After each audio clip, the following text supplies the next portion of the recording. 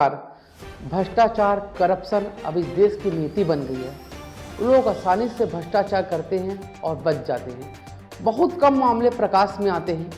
एक बार भारत देश के पूर्व प्रधानमंत्री स्वर्गीय राजीव गांधी ने कहा था, अगर केंद्र 1 रुपया भेजती है तो पहुँचते पहुँचते 15 पैसा ही आम लोगों तक पहुँच पाता है, और ये आज भी हो रहा है। ताज़ा मामला प्रधानमंत्री नरेंद्र मोदी के महत्वाकांक्षी योजना आयुष्मान भारत में 250 करोड़ घोटाला सामने आया है। आप कल्पना करिए, जिम्मेदार लोगों को पैसे की भूख इस कदर बढ़ गई है कि नियम का कायदा को ताक में रख देते हैं और बिल्कुल भी नहीं करते।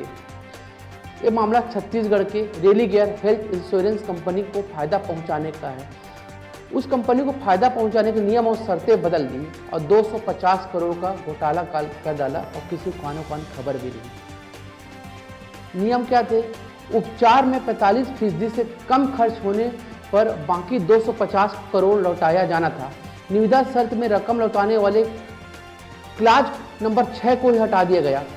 छत्तीसगढ़ में एक बार फिर आयुष्मान भारत योजना और डॉक्टर खूबचंद बघेल स्वास्थ्य बीमा योजना में खुला भ्रष्टाचार का खुला उल्लंघन हुआ है। और ये मामला रेलिगेयर हेल्थ इंश्योरेंस कंपनी को फायदा पहुंचाने के लिए किया गया और पूरे सरकारी नियम को छेड़छाड़ करके बदल दिया गया।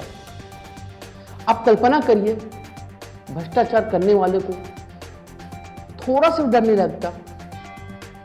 छत्तीसगढ़ में आयुष्मान भारत मिशन के अंतर्गत वर्ष 2018-19 में स्वास्थ्य विभाग की मिलीभगत से रेलिगेयर हेल्थ इंश्योरेंस कंपनी को 250 करोड़ रुपए से अधिक का फायदा पहुंचाने के लिए सारे नियम कानून को बदल दिया गया। प्रीमियम की बकाया राशि लौटाने ऐसा प्रावधान था। केंद्र सरकार द्वारा निर्धारित मॉडल टेंडर व मार्गदर्शिका के क्लाज में 6 में स्पष्ट रूप से कहा गया था कि अदा किए गए प्रीमियम की तुलना में क्लेम राशियों को प्राप्त करने में विफल रहने की स्थिति में बीमा कंपनी को क्लेम राशियों के प्रतिशत के आधार पर बचत राशि को वापस किए जाने का प्रावधान था। प्रशासनिक लागत 10, 12 या 15% की राशि को काटकर शेष जमा राशि को वापस किया जाना था, यानी 250 करोड़ बाकी बचने पर करीब 10% की प्रशासनिक लागत काटकर बकाया लौटा देना था, पर ऐसा हुआ नहीं। राज्य ने प्रावधान को ही हटा दिया। छत्तीसगढ़ शासन द्वारा वेबसाइट में जारी किए गए निविदा दस्तावेज में इस प्रीमियम वापसी के प्रावधान क्लास 6 को भी हटा दिया गया। प्रीमियम के रूप में बीमा कंपनी को लगभग 550 करोड़ रुपए 1100 प्रति परिवार प्रीमियम की दर से 50 लाख परिवार के लिए था भुगतान किया जाना था, जबकि योजना पर बीमा एजेंसी के द्वारा पूरे साल में 200-250 करोड़ रुपए का ही भुगतान किए जाने का अनुमान है, जिससे साल भर क्लेम राशियों का 50% से भी कम किया गया था। एक अनुमान के मुताबिक 550 करोड़ रुपए के प्रीमियम पर इस कंपनी ने 45% ही खर्च किया गया था। कुछ डॉक्यूमेंट चार्ज काटकर शासन को शेष 250 से 300 करोड़ रुपए बीमा कंपनी को लौटाने थे। शासन व प्रशासन के नुमाइंदों ने मॉडल टेंडर डॉक्यूमेंट में इस वापसी वाली कंडिका को ही हटा दिया।